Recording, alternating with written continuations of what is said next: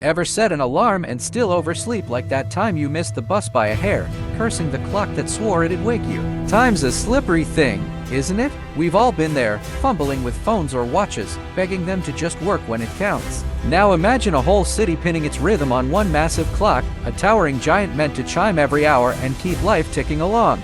That's Big Ben's story, or at least, what it was supposed to be. But this isn't just a tale of a clock tower. It's a messy, drawn-out fight to make it ring. A saga of cracked bells, stalled gears, and a city left waiting. Let's dive deep into how London's famous timekeeper became a stubborn survivor, one delay at a time. Think about your own battles with time, those moments when everything hinges on a tick that never comes. Big Ben's got that in spades, and it all starts in the smoky chaos of Victorian England. So, picture London in the mid-1800s. The Industrial Revolution's roaring steam trains huffing, factories belching coal smoke, streets packed with people darting to work or markets. Time's suddenly king. You've got factory shifts starting at dawn, trains running on tight schedules, and a growing city desperate for order. Then, disaster, the old palace of Westminster burns to ash in 1834, a roaring fire that guts the heart of government. They decide to rebuild, and Charles Barry wins the gig. New palace, new vibe. But here's the kicker, he is a clock tower, a bold spike to pierce the skyline, promising to chime loud and keep London on track. Construction kicks off in 1843, and they call it the Clock Tower. Big Ben isn't a thing yet. The plan's simple, a huge bell, a giant clock face, a symbol of progress. Easy, right? Not even close. Barry teams up with Augustus Pugin, a Gothic genius with wild ideas, and those ideas crash hard into reality. The tower's meant to be done fast, but fast doesn't mean smooth, not by a long shot. Here's where it gets messy, the bell. They figure, cast a big one, hang it, let it ring. Done. First tries in 1,856-13 tons of metal, forged at Whitechapel Bell Foundry, a place that's been making bells since Shakespeare's day. They haul it to the tower, test it, and crack. Splits right open before it's even hung. The foundry swears they followed the specs. Edmund Beckett Dennison, the clock's brain, says it's their fault to brittle. Tempers flare, months slip by. London's tapping its foot, waiting for the chime they were promised. So they try again. 1858, a new bell, 13.7 tons, cast with care. They name it Big Ben, maybe after Sir Benjamin Hall, the burly project boss, or Ben Cont, a boxer with a punch. Who knows? Point is, it's massive. Workers sweat buckets hoisting it 200 feet up, ropes creaking, crowds gawking. They're thinking, this time, it'll work. And it does for a minute. That first ring? Pure magic, deep, resonant, rolling over the Thames like thunder. Londoners cheer. It's alive. Papers call it a marvel. But hold up, 1859 rolls in, and crack number 2 hits. The bell's got a gash, thanks to a hammer twice as heavy as it should have been. Silence drops like a brick. The city's stunned. We waited years for this? Dennison's furious, blaming everyone but himself. The foundry's like, you designed it, pal.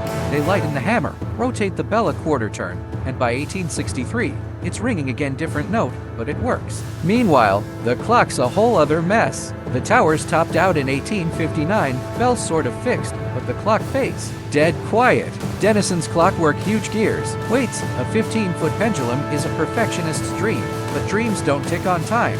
London's patience is wearing thin, and the cracks are just the start. Now, the real head-scratcher, everyone assumed the clock and bell would sync up like a charm. Wrong. The tower's ready, the bell's limping along, but the clock mechanism? A disaster. Dennison's built a beast for 23-foot faces, hands driven by a 5-ton gear system. It's groundbreaking, sure, but groundbreaking stuff breaks. The hands are too heavy, the gears jam, the pendulum swings off. London's livid, where's our perfect clock?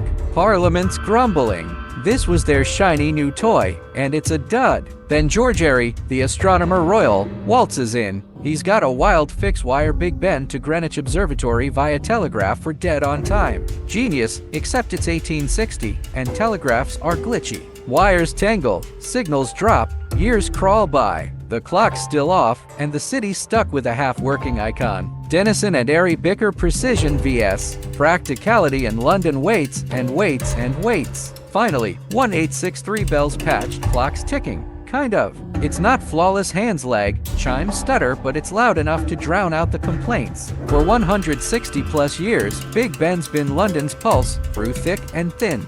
World War I? Silent in 1916 to dodge Zeppelin's smart call. World War II? Blitz bombs rain down, but it rings defiant, a voice in the dark. Repairs keep coming. 1870s for rust, 1,970 seconds for wear, 2017 to 2021 for a £61 million overhaul. Each shutdown's a bummer. People miss those bongs. It's 315 feet tall now, renamed Elizabeth Tower in 2012 for the Queen, but Big Ben sticks. That original crack's still there, a badge of its rocky birth. It's not just a clock, it's a friend who's late, loud, and loved anyway. Let's dig deeper, because this story's got layers. That first bell flop in 1856. More than a crack, it was a war of pride. Denison, a lawyer who fancied himself a clock wizard, clashed with Whitechapel's bellmakers. They'd been at it since the 1500s, but he swore they botched it. The second bell's haul, 3.7 tons up to 100 feet, was no picnic either.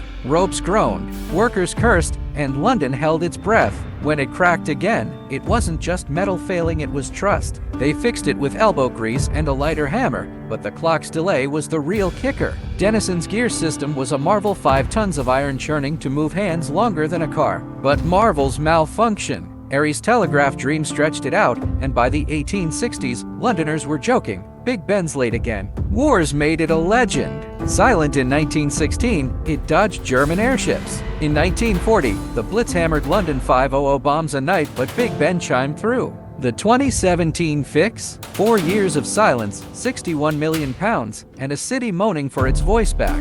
Now, in 2025, it's ringing hourly, a bit worn but fierce. From a cracked start to a war-torn survivor, Big Ben's a fighter, a loud, late, unkillable heartbeat for London. Who knew a clock could scrap so hard to be heard?